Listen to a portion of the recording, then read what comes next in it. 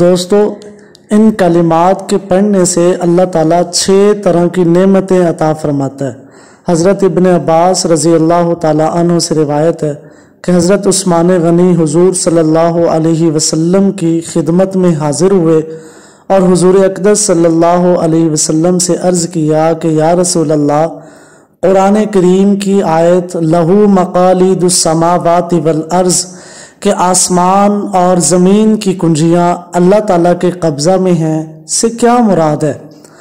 آپ نے ارشاد فرمایا، آسمان و زمین کی کنجیوں سے یہ کلمات مراد ہیں: سبحان اللہ والحمد للہ ولا الہ الا اللہ واللہ اکبر ولا حول ولا قوة الا باللہ العلی العظیم هو الاول والآخر والظاہر والباطن بیدہ الخیر یحیی ویمیت وهو علی کل شیء قدیر۔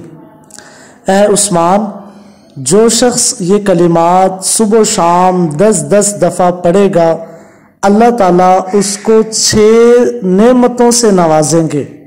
نمبر 1، شیطان اور اس کے لشکر سے اس کی حفاظت کی جائے گی۔ نمبر 2، اس کو اجر و ثواب کا بڑا ڈھیر دیا جائے گا۔ نمبر 3، حور عین سے اس کا نکاح کیا جائے گا۔ نمبر 4، اس کے گناہ معاف کر دیے جائیں گے۔ نمبر 5، وہ جنت میں حضرت ابراہیم علیہ السلام کے ساتھ ہوگا۔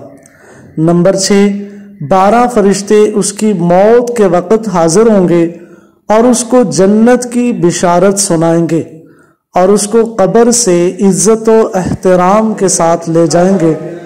اگر وہ قیامت کی ہولناک حالات سے گھبرائے گا تو فرشتے اس کو تسلی دیں گے اور کہیں گے، گھبراؤ نہیں، تم قیامت کی ہولناکیوں سے امن میں رہنے والوں میں ہو۔ پھر اللہ تعالیٰ اس سے آسان ترین حساب لیں گے اور جنت میں لے جانے کا حکم دیں گے۔ چنانچہ فرشتے اس کو میدان حشر سے جنت کی طرف اس طرح عزت و احترام سے پہنچائیں گے جیسے دلہن کو لے جایا جاتا ہے، اور اللہ تعالیٰ کے حکم سے فرشتے اس کو جنت میں داخل کر دیں گے، جبکہ دوسرے لوگ حساب و کتاب کی شدت میں مبتلا ہوں گے۔